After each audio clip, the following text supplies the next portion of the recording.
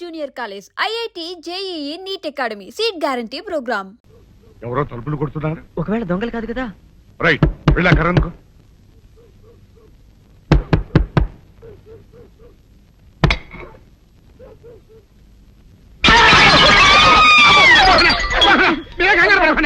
మా అబ్బాయి బుల్ రాజు చనిపోయింది రాజుని. మరి ఏమిటి ఇలా వచ్చారు?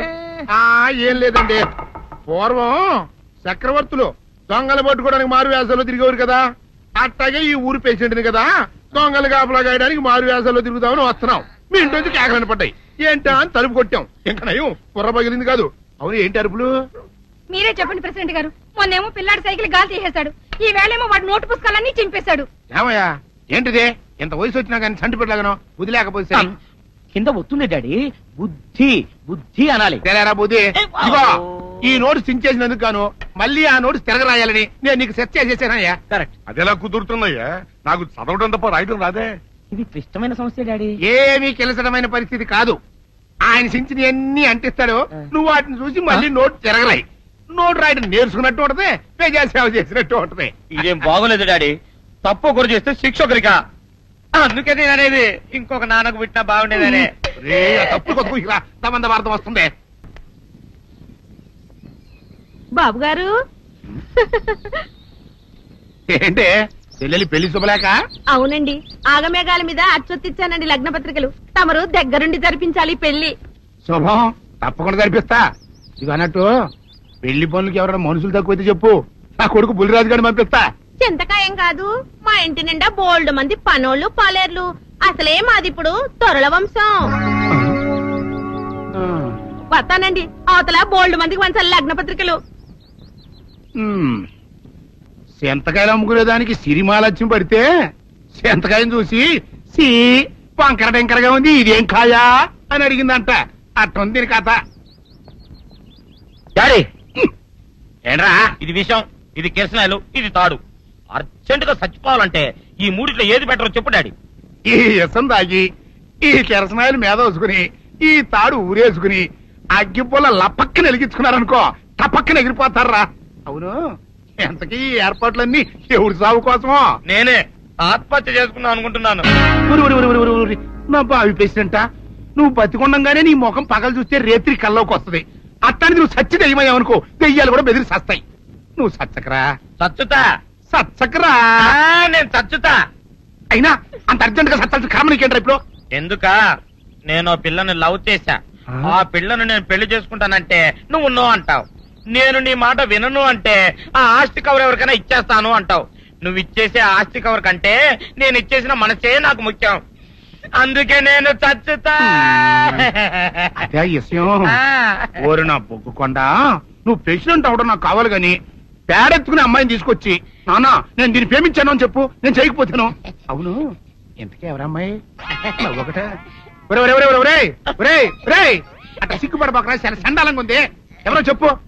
అది అది జానకమ్మ. ఏంటి జానకమ్మ? అమ్మా, నీ గని పిచ్చిగా నెక్కిందంటరా. నా వయసావిని నువ్వు ప్రేమించటమేట్రా?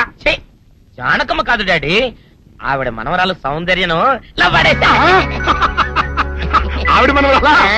నా ఎదుకల్లో నా బొగ్గుకొండ కదే. రే జానకమ్మ గారితో ఇయ్యమందడం అంటే నేను మాత్రం కాదంటని చెప్పు. వెంటనే వెళ్ళి వాళ్ళతో మాట్లాడి ఆ ముఖరథం పెట్టించుకొస్తా. అబ్బా, కింద ఒత్తులు తీసేసి ప్రాణాలు తీసేస్తున్నావు డాడీ. ముఖరథం కాదు డాడీ, ముహూర్తము.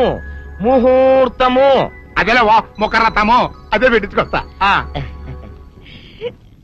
డాడీ, నేను ఇంకో డాడీ కాకుండా నీకే పుట్టినందుకు నాకు పిచ్చి హ్యాపీగా ఉంది డాడీ. ఆనందమానందమాయనే ఈ అందగాడు పెళ్లి కొడుకాయనే. అమ్మ సౌందర్య, ఎంత అల్లరి జరిగాక నీకు పెళ్లిలా అవుతుందని భయపడ్డా. కానీ నువ్వు చాలా అదృష్టవంతురాలు. అందుకే ఆ సీనుగాడి బండారం బయటపడింది, బంగారం లాంటి మరో సంబంధం వచ్చింది. ఎంతకీ నిన్ను ఏరికోరి పెళ్లి చేసుకుంటానన్న వ్యక్తి ఎవరని అడగవే?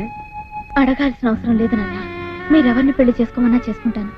అది కాదమ్మా, అబ్బాయి నీకు బాగా తెలుసు. అయినా నీకు ఇష్టమో కాదో చెబితే. శవాలకు ఇష్టాలుండవు నాన్న.